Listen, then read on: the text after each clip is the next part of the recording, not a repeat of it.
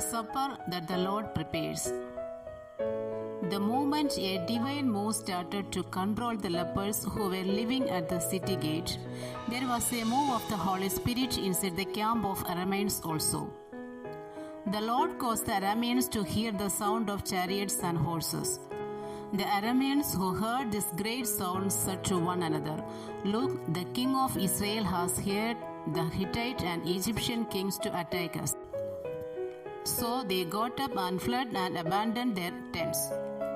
When the spirit of power, love, and wisdom started working in the lepers, a spirit of timidity and discord started working in the camp of Arameans.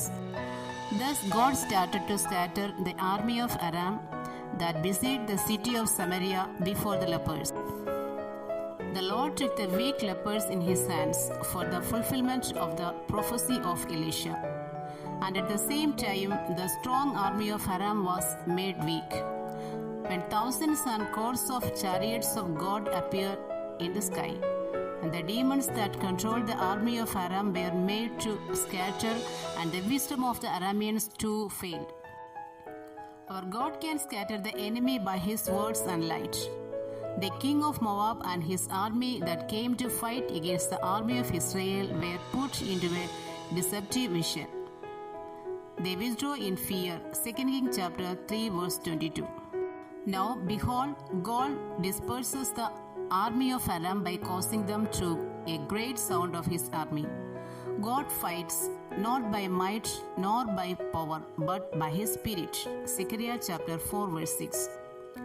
Nothing is impossible for God. His hands are favorable to them that serve him, but for the enemies, his hands are heavy towards them. The lepers who reached the camp of Arameans saw a great silence in the camp. There was no sound of men except the sounds of horses and donkeys.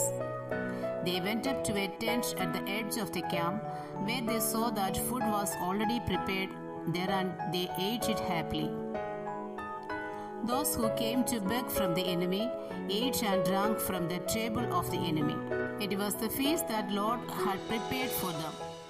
The feast that the Lord had prepared for the lepers is a symbol of the spiritual blessing that the Lord prepares in this generation for those who obey the Holy Spirit. If you obey Jesus, you can be partakers of the feast that he prepares, about which a revelation is mentioned, chapter 1 of this book. When the king of Israel and his army and the whole city of Samaria were under the fear of the enemy and starvation, the lepers partook of the feast that the Lord had prepared for them.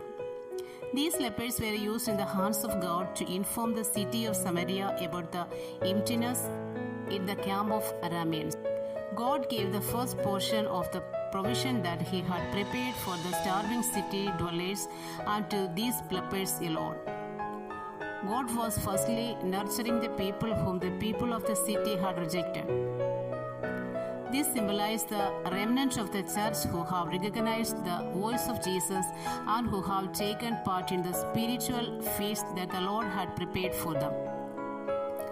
However, if they do not recognize the voice of Jesus or do not open the door, then the spiritual feast that the Lord had prepared will be shared with those outside the modern churches and from whom modern revivalists would be called out.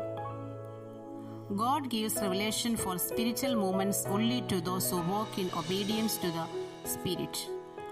God will strengthen first those who have stepped out with a higher vision and those who obey God. That will be the beginning of the end-time spiritual revival. When the people whose eyes of the heart have been opened and have realized the mysteries of the spiritual movement, then the people of God will leave the bondage of tradition and come into the freedom of the Holy Spirit. The supper mentioned in the book of Revelation chapter 3 verse 20 points out the spiritual abundance that the Lord has prepared and to the mysteries that leads to a spiritual movement.